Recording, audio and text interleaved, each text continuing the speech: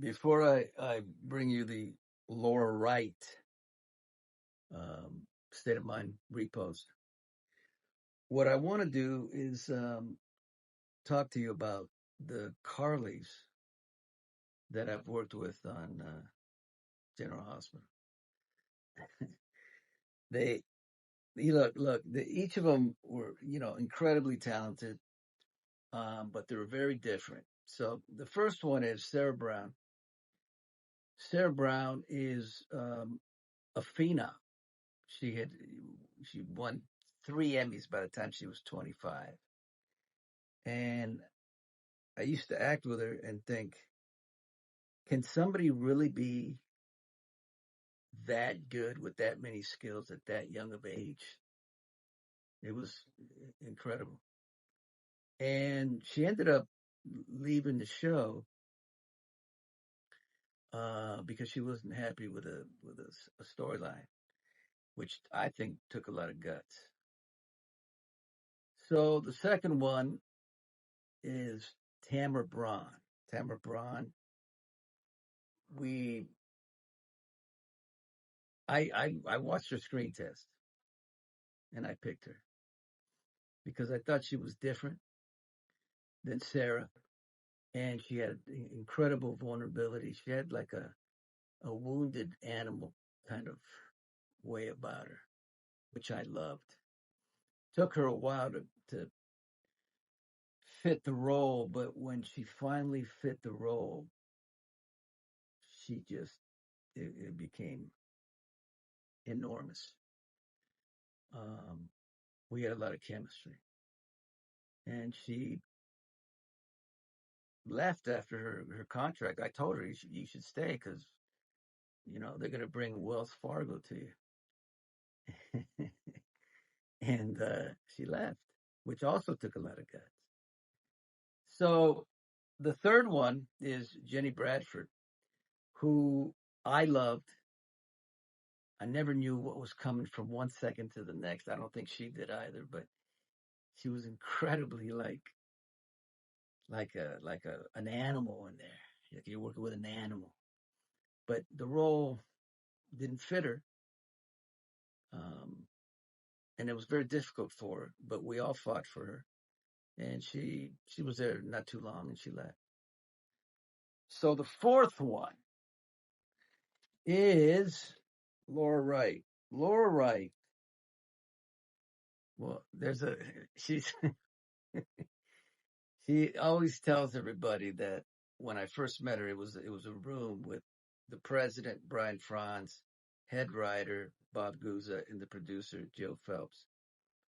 And Laura tells everybody that I didn't want to shake her hand. But the reality is I did want to shake her hand, but I was sick. So I didn't want to get her sick. So that's been the joke for a long time.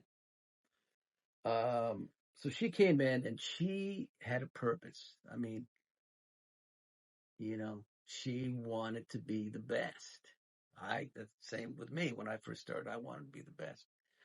And I've been working with her now for, I think it's 15 years or something like that. We've never had an argument. And she's like a tornado. That's what I always say. Like when she comes into the room, you better be on your toes or she's going to eat you up and spit you out. But let me tell you something. She's made that role her own, and she has become one of the best actresses in daytime. So before I end this, I'd like to talk a little bit about mental health. I did 14 appearances last year and 6 appearances this year. And let me just say this. People are suffering all over the country, all over the world, for that matter. When I was 22, I was diagnosed with manic depression. didn't know what that was. I was depressed for 8 months, rolling out of bed. And at that time, we didn't have YouTube State of Mind. So I always felt like I was damaged, like I was some kind of freak.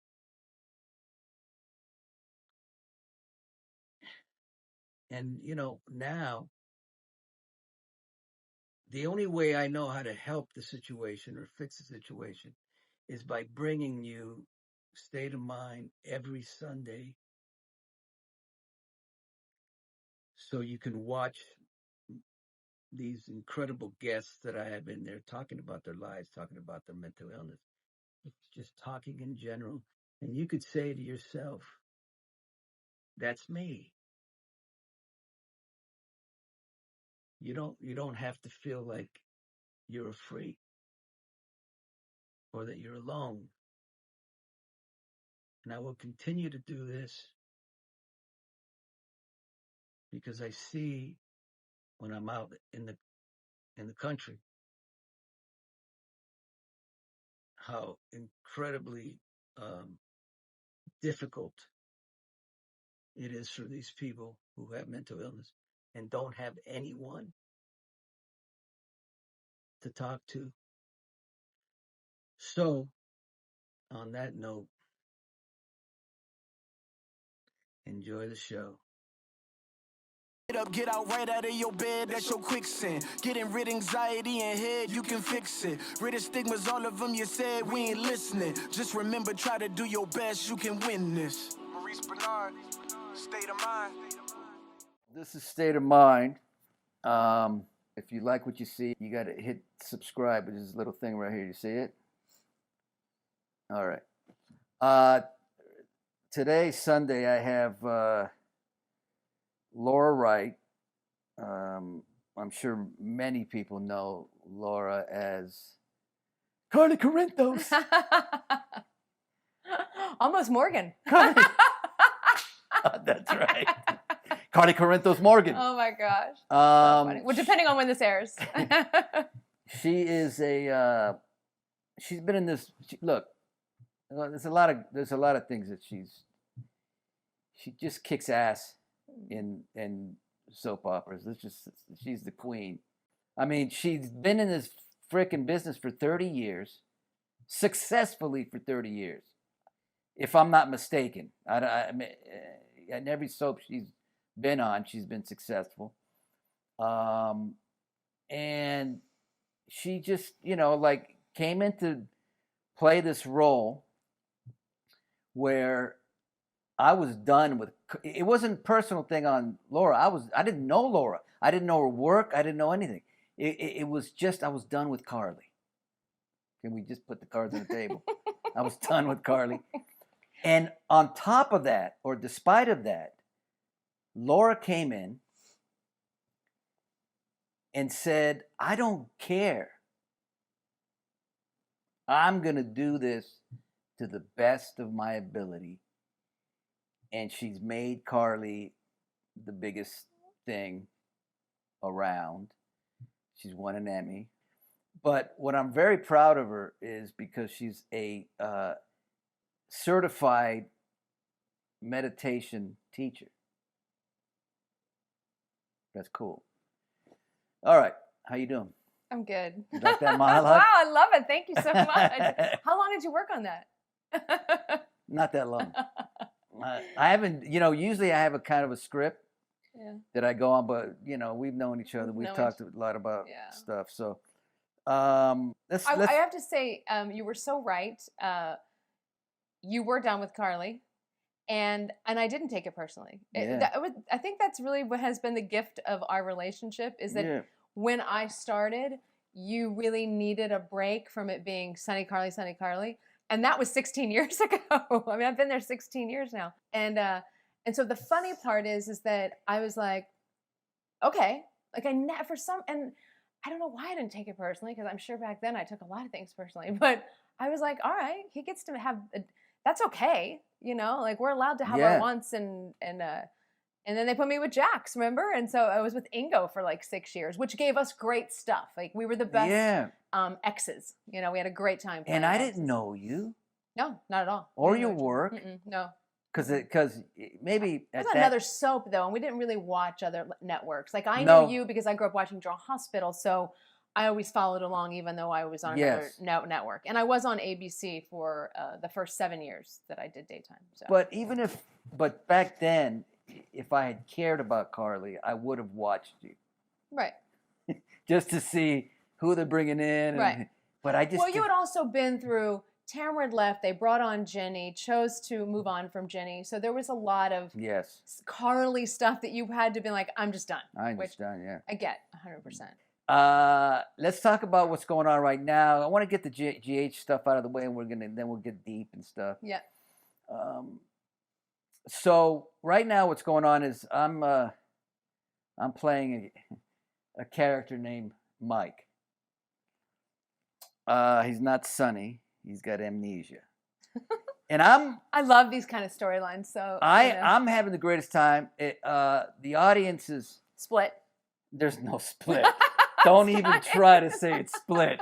That's ridiculous. If anything, it's maybe 90-10 now. They're turning a little bit around, but well, that's only if you read social media. But I don't know what else we have to go by, right?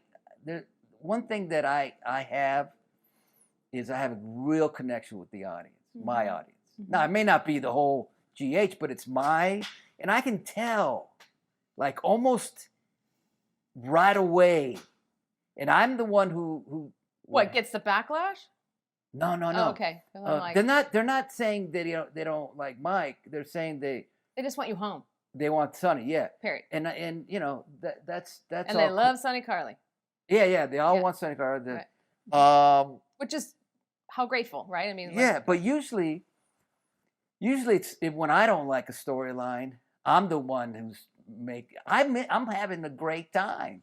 Well, here's the thing. I was thinking about this because I had a feeling it was going to come up, and you had to do something. You can't break Carly and Sonny up in the old traditional way and everything, because Carly and Sonny have been through so much. And they are so solid, and they were so solid in their relationship that for them to split up in a way that was just silly really would take away from the relationship. Yeah. When you bury a son and you watch your father die together, like, Mike leaves, you then have something silly come of that. So, I found they did this storyline, which gave you something really great to play. It gave Carly in her world, it was kind of spiraling out of control. She didn't have Sonny's protection anymore. She didn't, Ava takes the daughter away. Like Carly was losing all of her, power or standing or life really.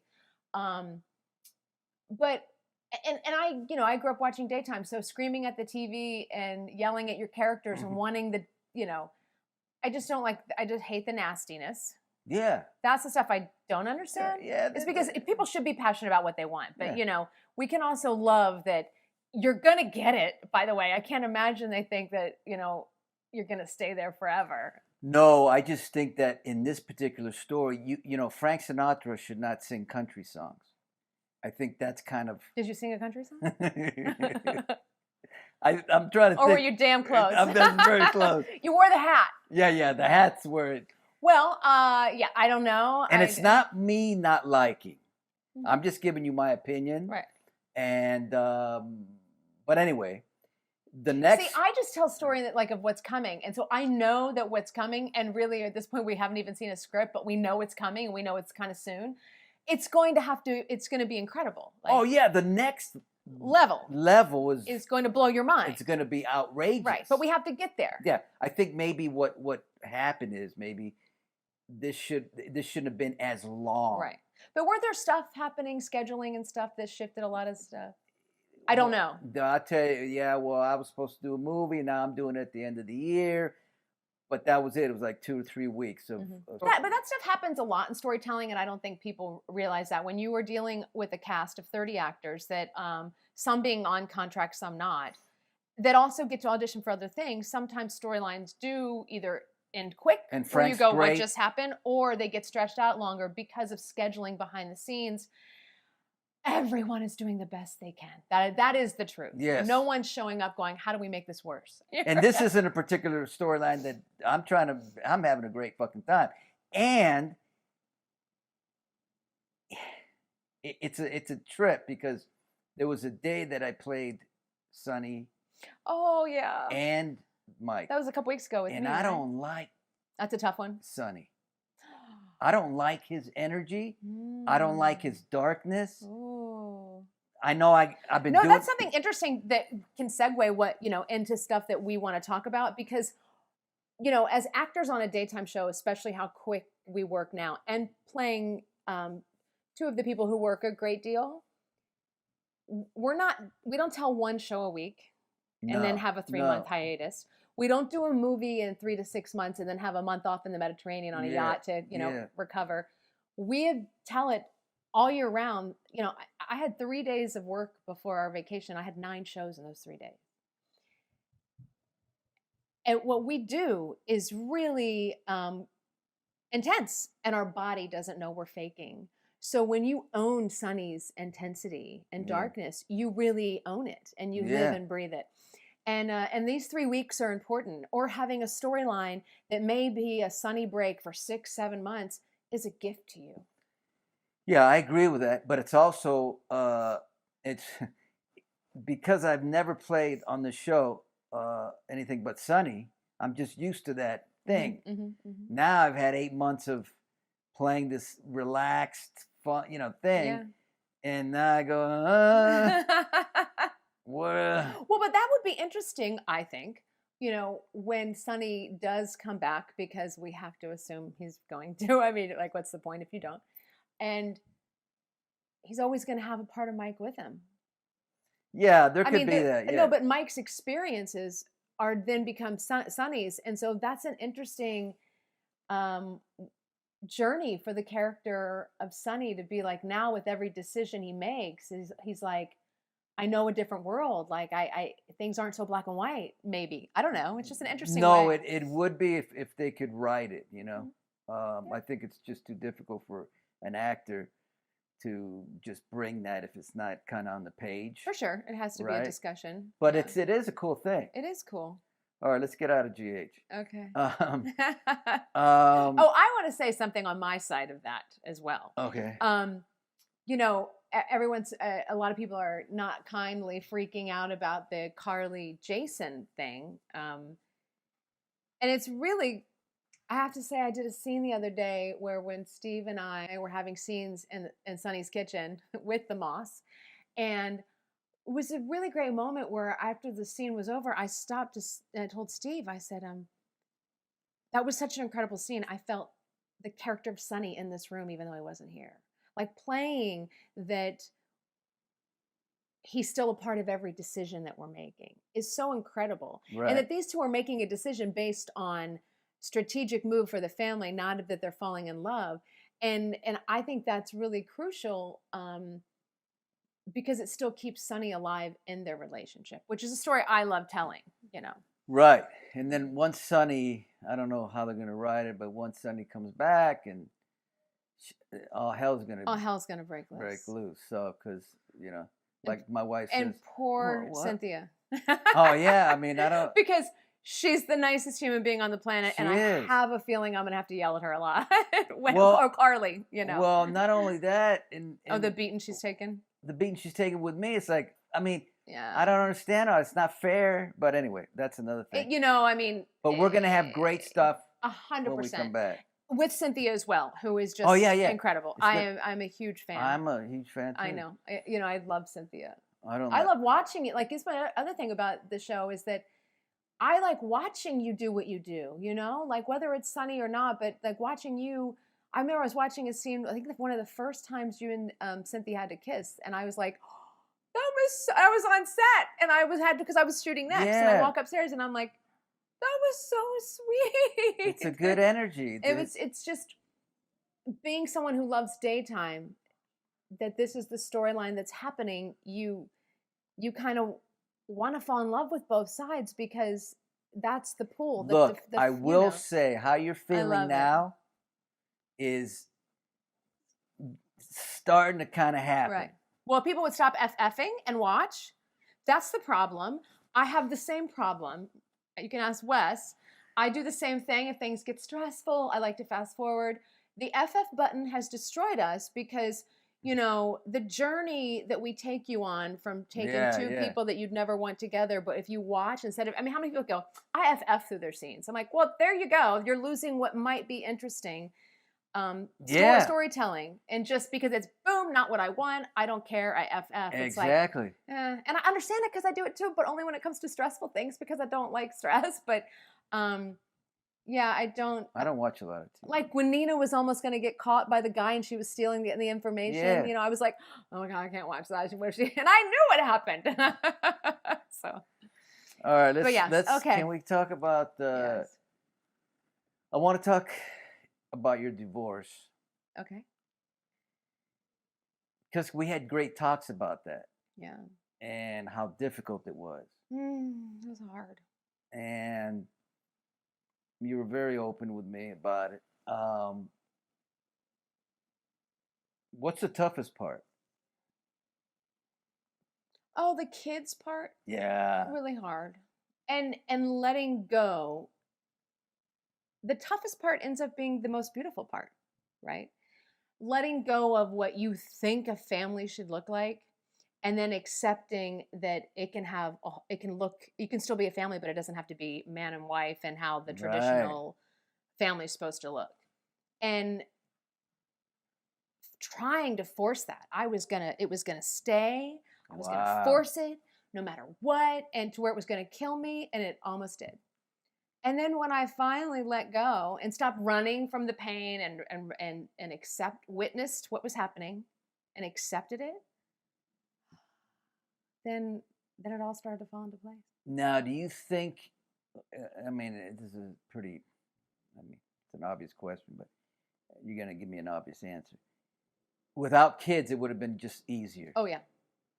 Because that expectation for your kids makes it that much harder. Oh, well, yeah. And well, when it's first happening and you're hurt and you don't want to see the other person, right? Because when you see the other person, you see pain. Yeah. And then you have to see the other person because you have to swap the kids. Then you're like, well, if I didn't have the kids with you, I wouldn't have to swap them, you know? Right. Yeah. And that's all the early on initial feelings that are, I think, the superficial anger, resentment, blame, all the stuff that doesn't really matter. In the beginning, did you try to keep it from the kid, or were you? No, there really wasn't keeping it. I'm not good at. I was a very different person. I wore my feelings. It was about me, my emotion, what I wanted. How could you do it to me? I was very much in a victim state of mind, and I had to learn to let that go. And realize that didn't serve me or them, and it was only going to keep me on the hamster wheel of pain. Yeah. Until I could say, okay, I'm not a victim. Every choice I've ever made in my life has brought me to this moment. Take responsibility for where you stand, and then let's move forward. Did that? But pain, boy, that took a lot. It took a lot of work. How long is a lot? Well, I was relentless. I was there. But I was relentless in my search for. Why is this happening to me? There has to be a meaning.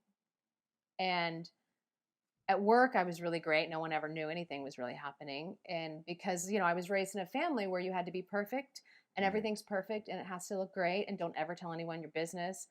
All that, it all has to look great no matter what's happening behind the scenes. And I'm a really happy, joyful person. So when I was sad and upset and just angry and resentful, underneath all of that, I still was like, but what about happy me? Like, my home base inside is joy, is really just excitement and joy. And so when I had all that pain going on, I didn't know what to do with it, and it just didn't make sense to me. And then, of course, divorce made no sense. And anything my ex-husband was saying that he needed or wanted, might have been, I wasn't listening. No, you can't leave. You have to do it. We have to fix it. Force it, force it, force it. And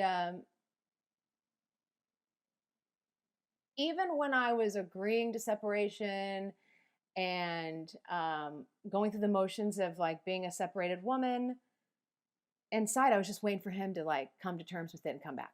Wow. Family has to be put back together.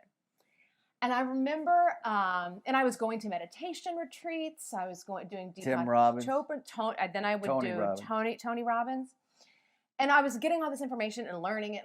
And at first I was only really going to these places to then go back to my ex-husband and see, I'm fixed. I'm great. Am I good enough to be taken back now? Wow. Like that was this desperation to be, because so much of my self-worth was wrapped up in being this pairing with him, married, being someone who wanted to marry me. Like when he asked me to marry him in 1995, I couldn't believe that somebody would want to marry me. The low self-esteem I had, I only was taught to be pretty, and that was really it. What do I want? What is a dream I have? Those were never questions that mattered, or, Wow. What do I like? I didn't know. You tell me. Tell me what to like. I don't know. A man had to want me, desire me and love me, and tell me who I was supposed to be. Really? But you'd never know that about me because I'm a fighter. Because, everyone has their place in home, right? Yeah. And to survive in my household, in the area I grew up in, I was the fighter. I was like, argue, debate, and there really was no debate in my household. But and so when it all started to crumble, it was like watching a 5-year-old child lose her mind at times, like a severe temper tantrum, but as an adult woman. Damn. And so I had to die. That version of me had to die for me to be reborn as who I am now. Did you go through a lot of depression? I didn't go through a lot of depression. I stayed in that place, pissed off, angry. If anyone tried to talk me out of it, you just need to, it was boom, I would come at them. Like, don't you fucking tell me. Oh, shit. Anyone that I let in, very much aggressive, very angry. And then I somehow picked up this book called Love Warrior by Glennon Doyle. And it broke my heart open. I sat and read this book and wept at times. And basically that book started me on the journey to allow myself to cry and allow myself to mourn. Mm. And she says, I'm probably jacking up the what she said, but grief is the receipt that I paid the price, that I loved. Mm. And I was like, oh, so this hurts so much because I loved so much. Yeah. And I didn't realize it was okay for me to cry and be in pain. I'm fine. Oh, everything's fine. We're going to put it back together. No matter, and let's just be clear, behind closed doors, I was evil to my ex. I was like berating him. How dare you ruin a family? It wasn't like I was saying, oh, this is a beautiful world. And why would can't he you come say? back? Get away from me. You're being insane. Really? Because he didn't have the tools to understand Yeah. what I was doing either. Like I met my ex-husband when I was 14 years old. Oh. He had just turned 16. My first date ever was with him. He picked me up and I went to watch him skateboard in like a drain tunnel with a whole bunch of his friends who I'd play spin the bottle with in elementary school. And they were all like in our wedding when we got married. Wow. 3 months, 3 months after he proposed. So I wasn't with him the whole time from, 14 on, but I mean, so that relationship was established when I was really young and had the tools of a 14-year-old, really. So this book I read called Love Warrior just gave me everything that Glennon went through in this book. I went through, like the anger, I remember she had, God, at times I wish he were dead.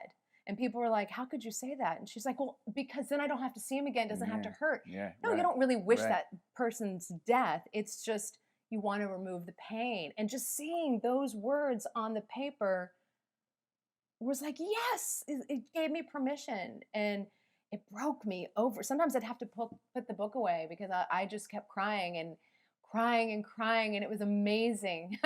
but crying was probably a way of relief. Oh well, and she says tears is our sacred baptism. Yeah, yeah. You know, crying should be celebrated. Not, Yeah. I mean, gosh, look how much Carly cries. That's And they true. were so separate, you know, too. So I didn't bring, and I was working all the time at this time going on, and which was a gift. A part of me thinks I should have been I should have gone somewhere for like a month to really heal, because sure. I really was broken, and it was a death. And now I am so different, but that started the journey. And I tell you, the moment I realized I was free, it was April 2017, probably 3 weeks before I ran into Wes. Oh. I took my kids on a spring break, and my ex-husband said, "I want to come down for one of the days." And I was like, okay. And so, and of course I was like, okay, still playing. And we're going like 3 years. Wow. 3 years after the separation, but still that like, maybe. And of course those moments and feelings and thoughts were getting further and further away, but it's still there.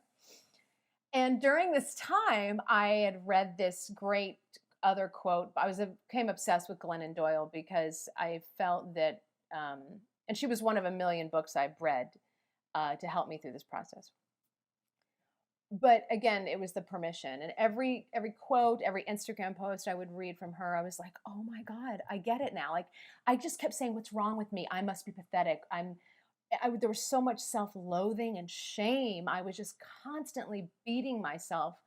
And when I would read her posts on Instagram or her book, it just brought me back to, there's nothing wrong with me. It's okay for people to want to live a different life, right? Right. And so John ended up coming down for this break, and we're hanging out and doing things. And I had gotten I had posted something about Glennon on my Instagram feed, and she responded, "Oh my God, Carly likes me." And I was like, like fangirling like crazy. And I'm like, "Carly loves you." And so John was there, and he's like, what's going on? I was like, oh my gosh. So this woman, Glennon Doyle, and I'm telling him all about her and her book, and she so saved my life. And I look up, and he's looking at me like I have 3 heads. And he's like, and right then I was like, oh my God, he's not my person. He doesn't even. He doesn't get the. He didn't understand. And that's okay. It's not his. Yeah, you know. yeah. And like that, I was free. When I started really standing in my excitement and things that were interesting to me, and finding this new path of who I am. And I looked up at this person, and then the first time it wasn't about trying to get him to want love or like, I realized it's okay for it not to be. And like, I mean, and it took 3 years. It took 3 years. But it's amazing that it had to take all this to see that. And he's probably done that how many times in the past, where he looked at you like, oh yeah, for sure. And you just been like, mm-hmm. Well, I was so blinded with the pain, right. and listen to me, and me. Right. And in this time, I was so excited, like, oh my God, this woman's amazing, incredible. I'm like, you're not my person, and that's okay. Yeah. And it was incredible, and it just started. Then I just started the reading and more meditation retreats, and more into what am I curious about? What do I like? Who am I? And that just started this incredible journey. Then you met Wes? Well, 3 weeks later, I bumped into Wes at an Emmy party. And that was it. I mean, and I'm so glad it happened that way, because, my life didn't give, I wasn't able to let go of my ex because of Wes. I would have never wanted that, because that's not really a thing. And then I met Wes 3 weeks later. And even that's been an incredible journey, because here's a bachelor, and I was married and raised 2 kids. I was married for 17 years, 2 totally different lifestyles. And now slowly bringing him into the family where I was married. And the ex-husband is still very much a part of. Do they get together? Well, that's what I was saying. Like, when you think about this, like, person that I was before, and all the pain and holding on. I mean, think of, who was it? Brenda hanging on to you? Yeah. Like My legs. That was me. Right. And John's like trying to, like, Really? I was that desperate to keep my family together. And then now he's still in my family. My daughter graduated college. That's for 4 amazing. days. We rented a condo and we were all 4 together. Well, it was more than 4 of us. It was my daughter, her boyfriend, my son, his girlfriend, and me and Wes and John.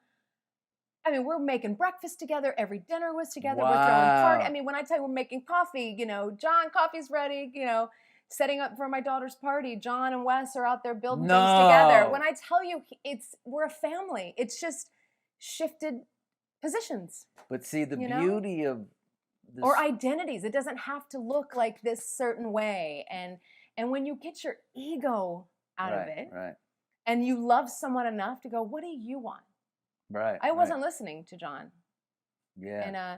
And whatever he wanted was what he wanted. But if it wasn't the setup we had going, that's got to be okay. Not that it's not going to be painful. Not that it's not going to hurt.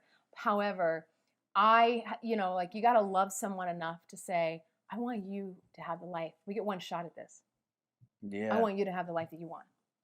And if we can make it happen together, great. But if not, you should have the life you want. Well, the beauty of it is that no matter what you went through, and it's what I talk about a lot is, and I've been there a lot, where you just don't believe you can go on. Yeah. Okay? But the reality is, look at the ending of your movie that you just had. Mm-hmm. And I've never been happier or honest, right? And but authentic like this. We don't, when we're in that hell. Yeah. We never think that that's going to happen. But you know what? No. It always does happen. I've said how many times? Well, they say the only way out is through. Yes. And the only way through is in. Right. You've got to get quiet. And you go into meditation and you're in it for 2 minutes and you start sobbing, and that's okay. Those were 2 minutes you didn't do the day before. That's right. And it's just, it doesn't have to be a big sweeping thing. And sometimes it's 5 steps forwards and 3 steps backwards. Yes. Like sometimes it is. And that's okay, because life's a dance. People who are out there who are thinking they can't go on, they're depressed and whatever they have. When I was in my sadness that just lasted, I kept thinking, is this ever going to stop hurting? And I never wanted to end it, like my life. There were times I didn't want to wake up just because I didn't want it. The second I woke up, it was that pain. Yeah. And so I read another incredible author, Elizabeth Gilbert. She talked about a happiness jar. And that every night before you go to bed, you get this like big mason jar or whatever. Some people had like a flower thing, or, a vase. And I had a big mason jar and Post-its with a pen. And every night before I went to bed, I'd write down 3 things. Well, I think the first time it was one thing that made me happy that day. Could have been like seeing a pretty flower, the smell of the leaves in fall, or meeting a new friend. But one thing. And I remember being like, so angry and pissed, especially because during my daytime when I would see people at work or picking the kids up from school, I was so fake and everything was so fine that when I got home, it was like, it was all there. And one thing for like 3 weeks and then turned into 3 things and 2 things. And when I tell you that simple act changed my life. Look at these things you have to be grateful about. Sometimes it was a sunrise. Yeah. Sometimes it was not, and it was that little act starting me on. Really? Find something, one thing that was beautiful today, that brought you happiness in some way. And it just started cracking my heart open in that and then I would sit outside and I'm like, gosh, when daytime goes to bed and nighttime wakes up, it's like a symphony outside. And I found nature to be I love nature. An incredible gift to me. And then you read the book, The 4 Agreements. I don't know if you've read that. It's incredible. I only read nothing general about it. Well, it's a really great book. I mean, it was really hard for me to put down. I understand. I heard the lead guy's pretty hot. Yeah, he's hot. Yeah, lead character. I called you that during a tough time during the pandemic. We talked, and you sent me a guy named David G. Yeah, my meditation teacher. David G. Hi. He's got the best voice, doesn't he? But the problem is when you let I'll speak for myself. When you're in, like, I call the gears, first, second, third, fourth, and fifth. When you're in fifth gear, which was what I was during the pandemic, I listened to him. Nothing helped. Nothing. Working out, doing nothing. I had to get medicated. I had to get professional help, right? I was medicated at one point. Yeah. But now I listen to him. He's the greatest. Yeah. I'm like this. Well, but you were in fifth gear, right? Yeah. Right. So you could have probably used both of it at the time. I couldn't. Nothing was working. Right. But now I love David G. and I love his voice. I love the music he has, and I cry like a baby. He's incredible. And it's just beautiful. But the thing is, when you're that far gone, you should have him on State of Mind. He would love it. Oh, he would? Yeah. Send him a private message on Instagram. I'd have him on I'll connect you to. Yeah, because he's a beautiful man. I listen to him. Yeah. I do it like once, 2, 3 times. He just got back from San Francisco, training police officers with mindfulness and meditation. Oh, really? Yeah, isn't that incredible? I'd love to. Yeah. So, obviously at that point you gotta get help. 100%. I was on anti. What were you on? Zoloft.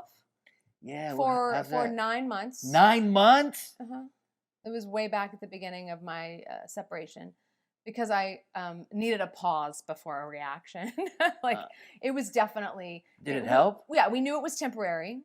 And I was really afraid to go off of it because... And just so we're clear here,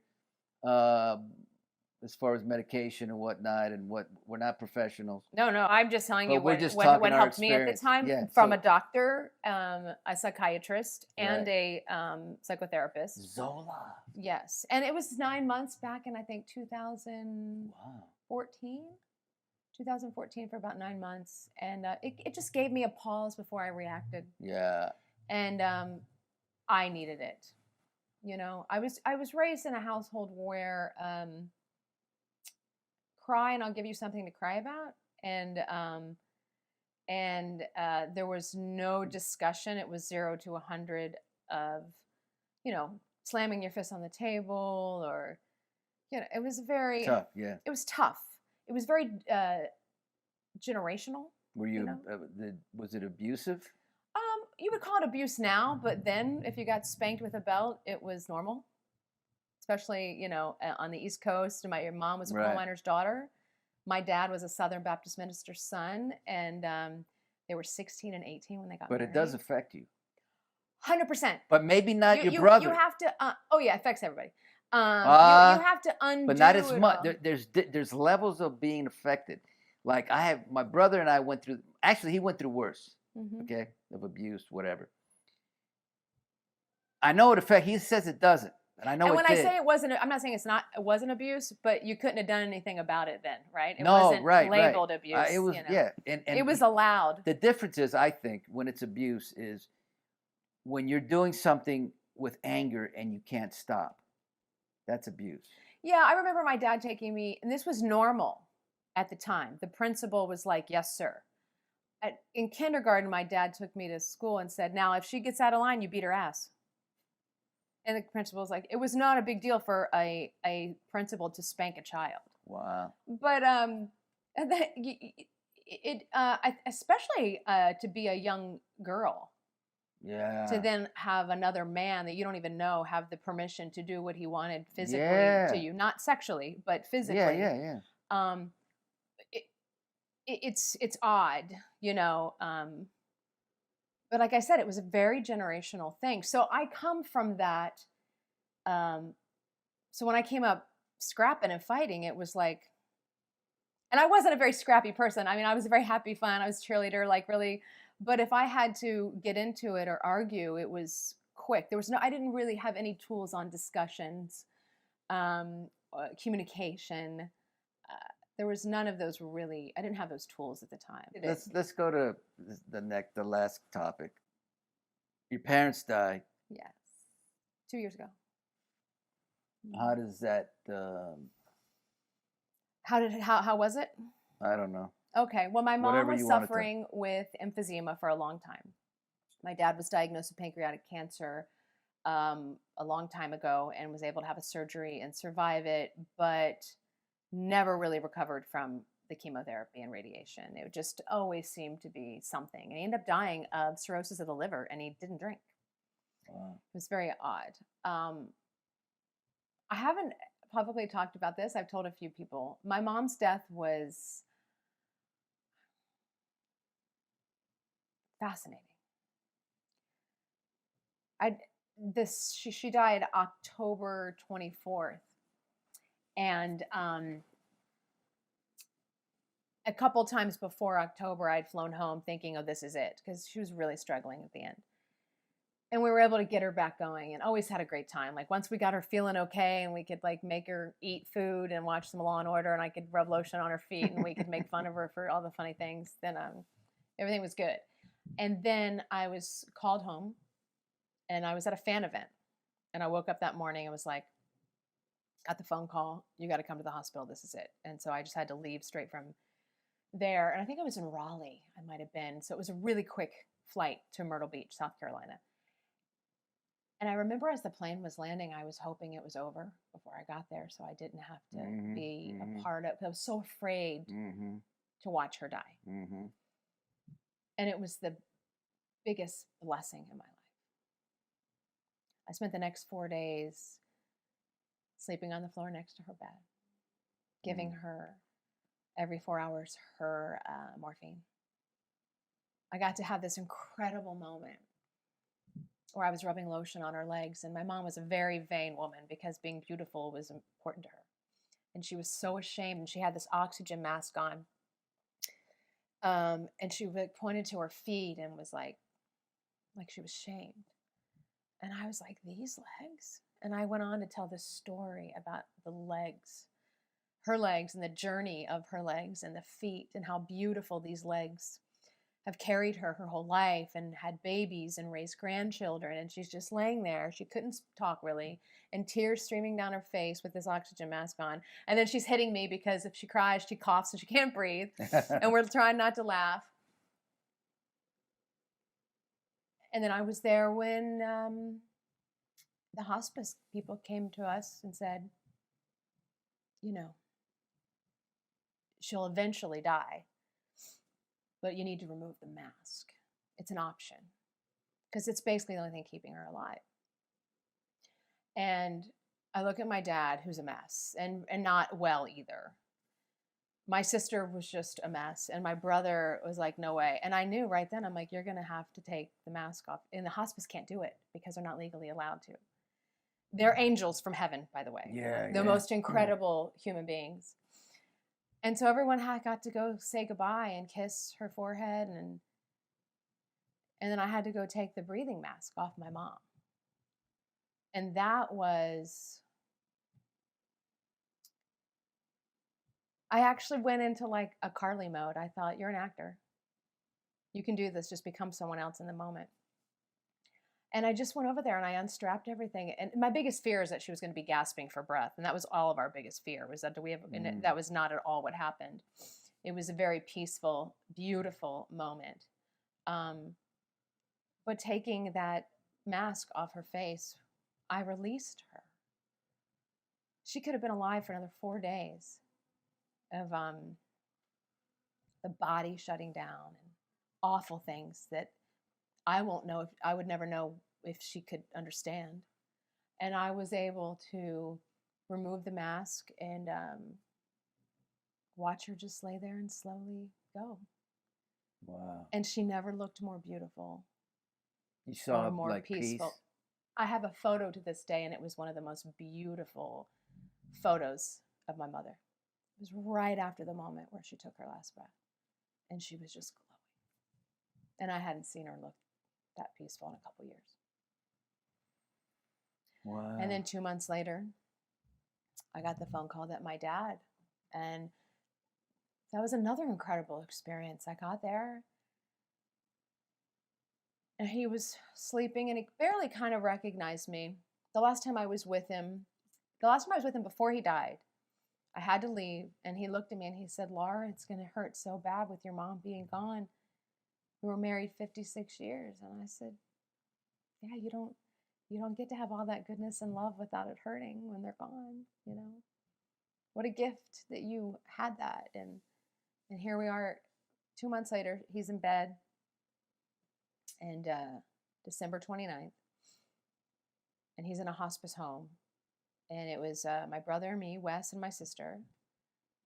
And Jeff was sitting there, and it was getting closer and closer to, you know, they can tell by the body and how it's happening, around how much time. So you're not present.